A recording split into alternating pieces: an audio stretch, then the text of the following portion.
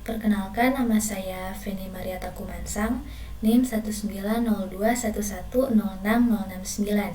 Video kali ini diperuntukkan untuk tugas mata kuliah keamanan cyber kelas A yang diampu oleh Mr. Stanley Caro untuk melakukan live demo dari tiga materi video pengantar sistem operasi Linux.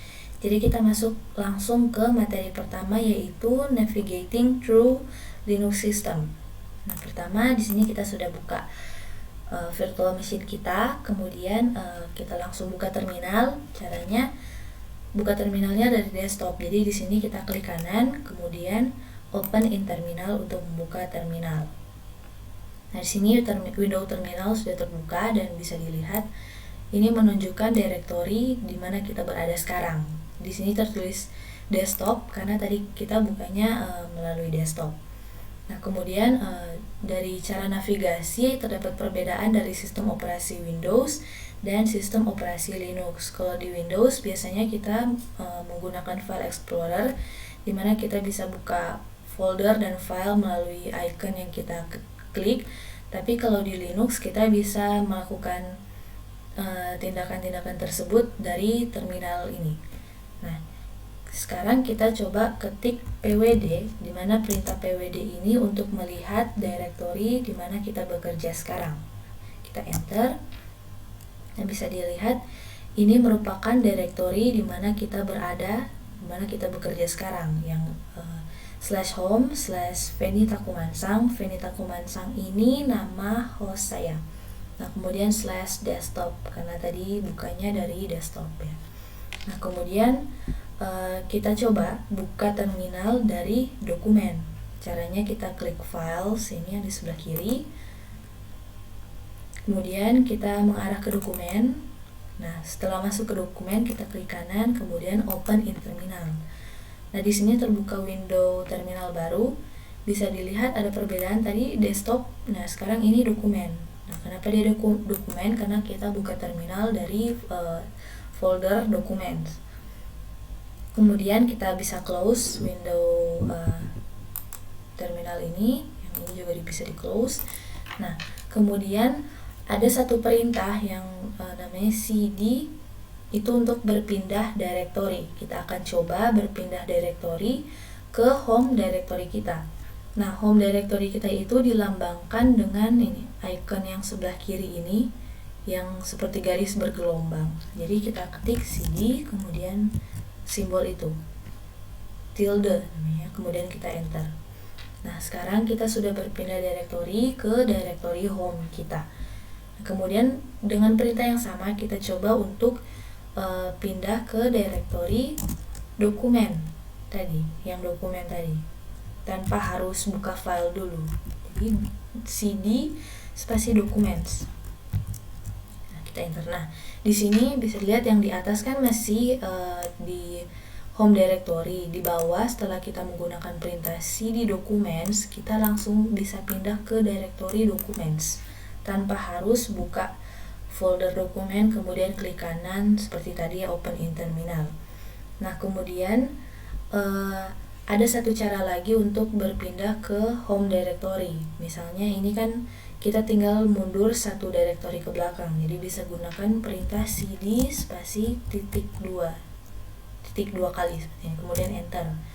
Nah, ini kita berpindah satu directory ke belakang. Nah, kemudian kita gunakan perintah ls, ini artinya list, untuk melihat daftar directory ataupun file yang ada di directory home kita ini. Jadi kita langsung enter. Nah, bisa dilihat di home directory kita ada desktop, documents, downloads, music, pictures, dan lain-lain yang merupakan folder atau directory. Nah, kita bisa coba terus untuk mundur satu directory ke belakang. Ini home, kita mundur lagi. Nah, kita lihat list di directory / ini. Nah, ternyata ada banyak nih. Kemudian bisa dilihat di sini warna untuk tiap folder atau output yang di sini itu berbeda. Nah, di sini yang biru tua dia artinya itu folder, dan kalau yang putih ini artinya dia file. Jadi file itu biasanya warna putih ya.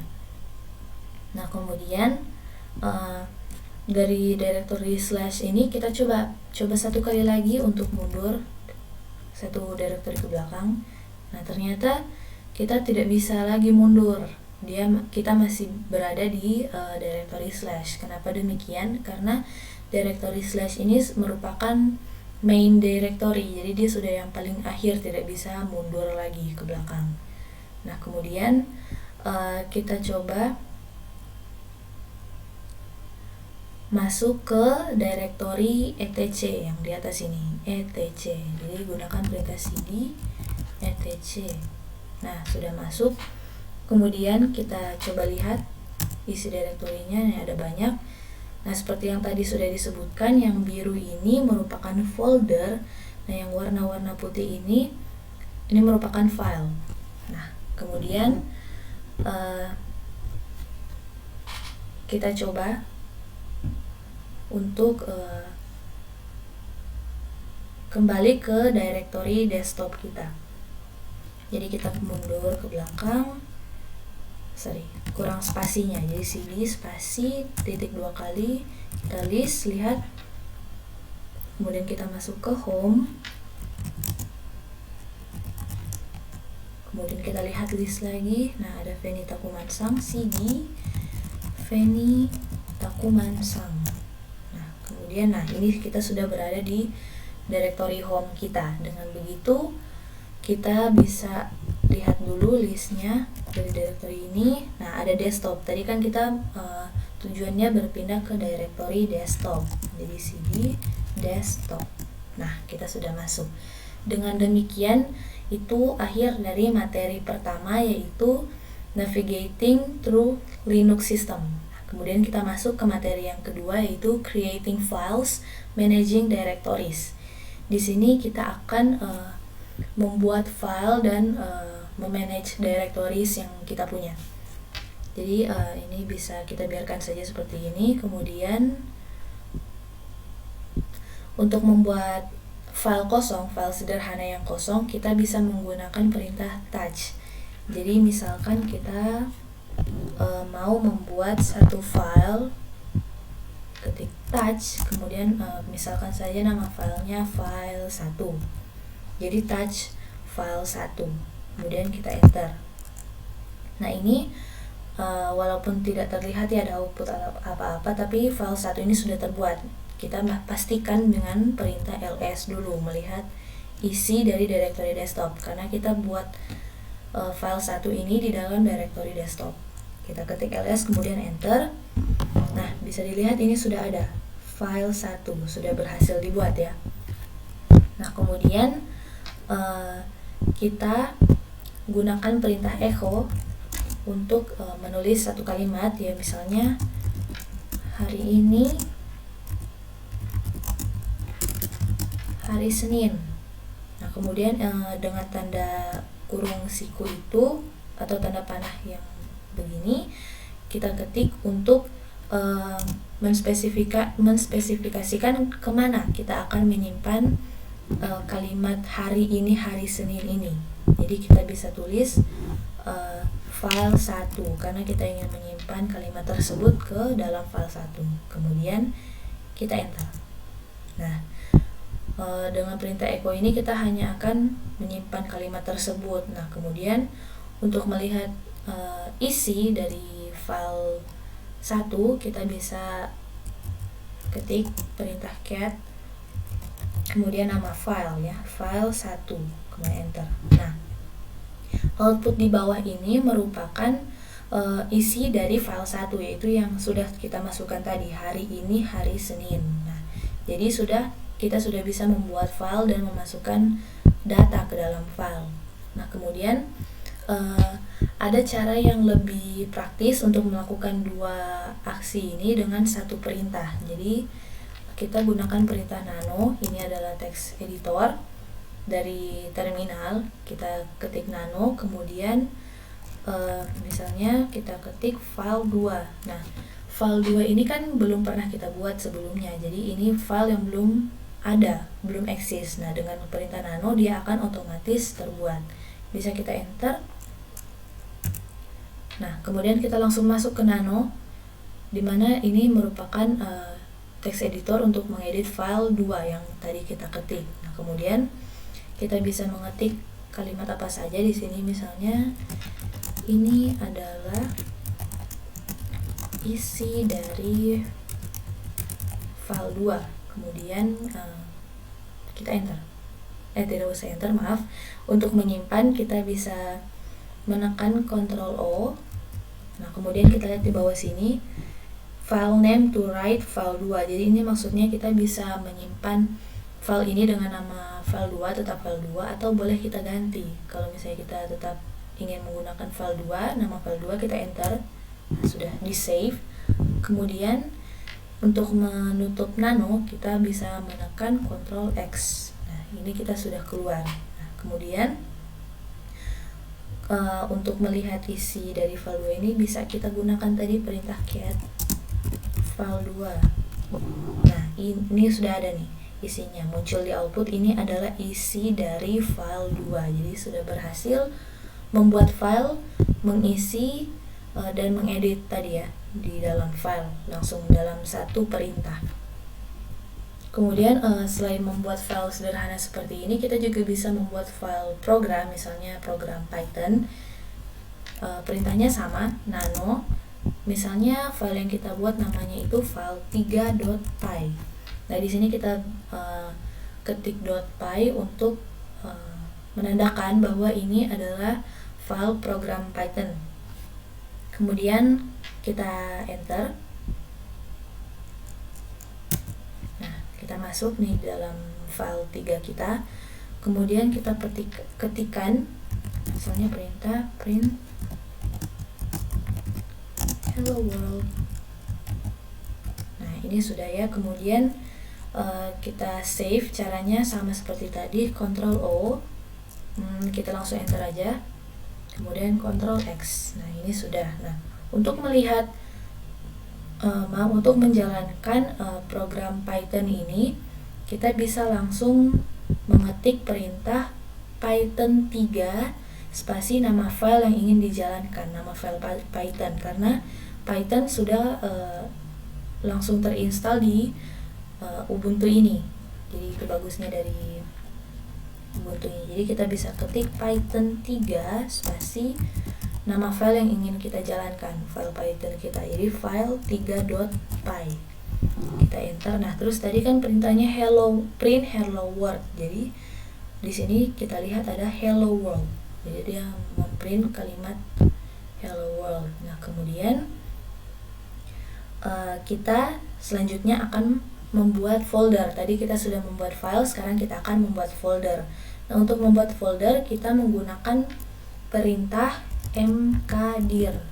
Ini kependekan untuk make directory. Nah, jadi kita ketik mkdir, kemudian spasi nama folder yang ingin kita buat. Misalnya folder aja ya, kemudian kita enter.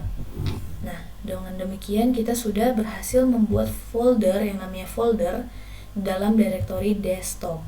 Nah, kemudian untuk memastikan apakah benar sudah terbuat folder tersebut, kita gunakan perintah ls, kemudian enter. Nah, di sini bisa lihat ini 3 file yang sudah kita buat sebelumnya, dan ini sudah ada nih folder. Warnanya biru kan, jadi dia folder yang namanya folder di dalam directory desktop. Kemudian kita bisa pindah ke directory folder. Jadi perintahnya cd spasi folder. Sudah masuk di folder. Kemudian selanjutnya kita akan mencoba untuk memindahkan file yang sudah kita buat, file Python tadi, menggunakan perintah yang namanya mv. Jadi move file.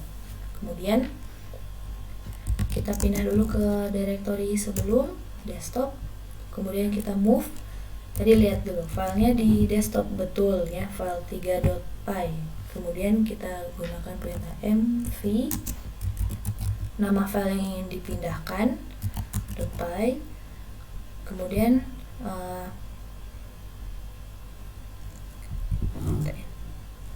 oh ya, MV nama file yang ingin dipindahkan, kemudian kemana kita ingin memindahkannya, misalnya folder.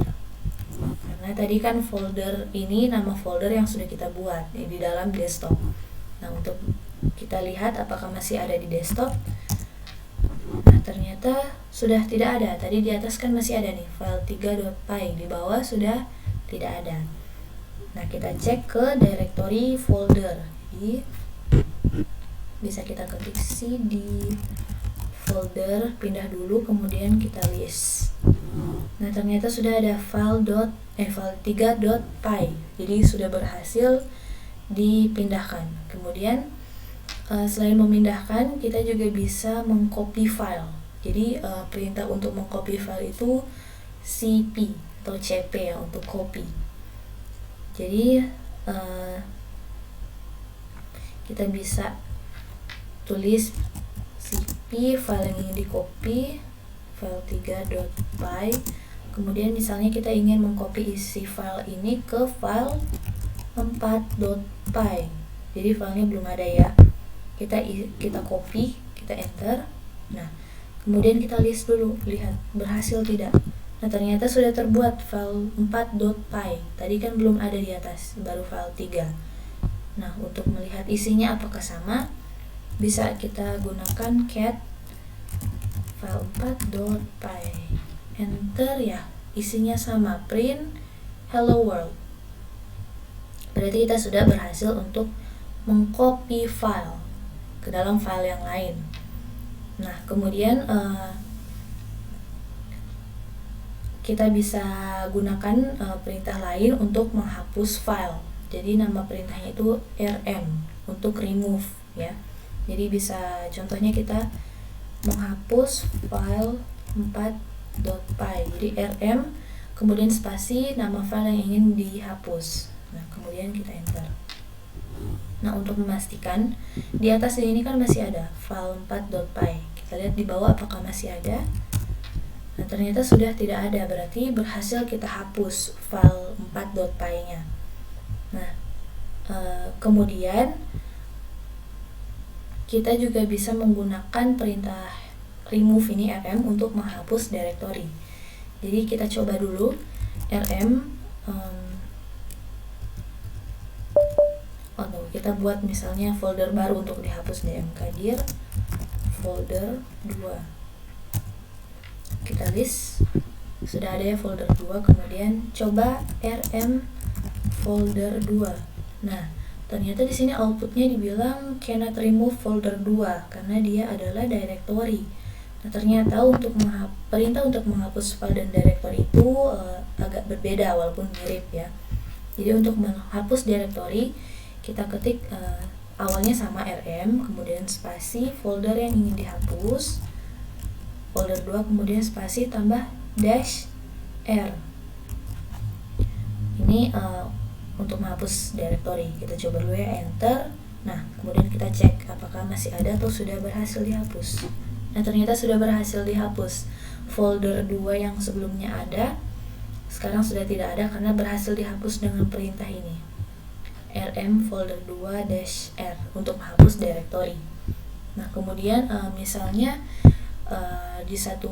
kita berada di satu directory yang dimana kita ingin menghapus semua isinya, jadi bisa kita gunakan rm kemudian simbol bintang spasi dash r. Nah, perintah ini bisa digunakan untuk menghapus seluruh file dan directory di dalam suatu directory. Jadi kita harus berhati-hati untuk menghapus file maupun directory di Linux karena sekali dihapus maka sudah tidak akan ada lagi. Berbeda kalau di Windows kan masih ada di recycle bin ya. Kalau di Linux sudah tidak ada. Nah, kemudian di materi kedua ini ada practice test. Jadi kita disuruh membuat file 3.py dalam directory folder di sini ya. Kan ada nih, sudah ada. Kemudian copy ke directory desktop, directory sebelumnya. Jadi kita coba menggunakan perintah yang sebelumnya kita gunakan tadi ya. Kita coba dulu. Jadi cp file 3.py, kita coba copy ke desktop ya, tadi betul ya, ke directory desktop, kita enter. Nah, kemudian kita bisa lihat dulu, di list dulu deh yang di folder. Nah, di sini malah muncul file desktop. Coba kita pindah ke directory desktop dulu. Kemudian kita lihat betul tidak sudah ada file 3.py. Nah, ternyata belum ada. Nah, ternyata perintah tadi yang kita gunakan, cp file 3.py desktop itu dia malah membuat file baru di dalam directory folder kita. Coba kita pindah dulu ke folder list. Nih ada kan desktop. Kemudian kita lihat isinya pakai perintah cat desktop. Kok isinya sama? Berarti perintah yang tadi itu dia hanya mengcopy file 3.py dan membuat file baru yang namanya desktop, bukan mengcopy file 3.py ke dalam directory desktop. Nah, untuk menyelesaikan practice test tadi, kita bisa menggunakan perintah cp, kemudian nama file tadi, file 3.py, kemudian slash spasi slash home slash Feni Takumansang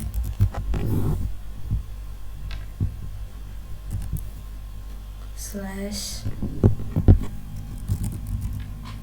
desktop slash our copy.py. Nah, di sini maksudnya kita akan mengcopy file 3.py. Oh, ini kurang y, maaf, tambahin dulu y nya. Nah, .py ke directory home slash Feni Takumansang slash desktop, kemudian ini slash our copy py ke dalam file yang namanya our copy.py. Jadi ini file program Python. Bisa kita enter. Nah, kemudian kita pindah. Kita list dulu yang di folder. Nah, ini yang desktop tadi belum dihapus ya. Kemudian kita kembali ke desktop, cd spasi titik 2 kali, kemudian kita list. Nah di sini udah ada nih file yang namanya our copy.py. Nah, di situ kita bisa lihat apakah betul isinya sama di cat our copy.py. Bentar. Nah, isinya sudah sama, berarti berhasil ya practice test kita untuk mengcopy satu file di directory folder ke directory desktop. Jadi mengcopy file ke directory yang berbeda. Nah, selanjutnya kita masuk ke dalam materi yang ketiga, yaitu network commands sudo privilege in Kali. Nah, di sini kita bisa clear dulu deh terminalnya pakai perintah clear untuk menghapus tadi ya historinya. Kemudian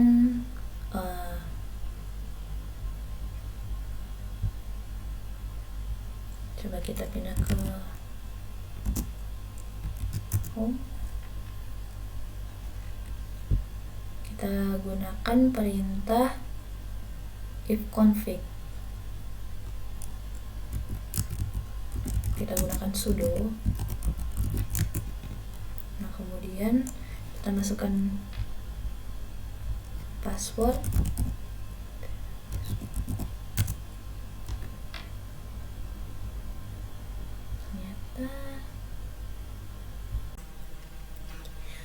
Kita lanjut ya, tadi tidak bisa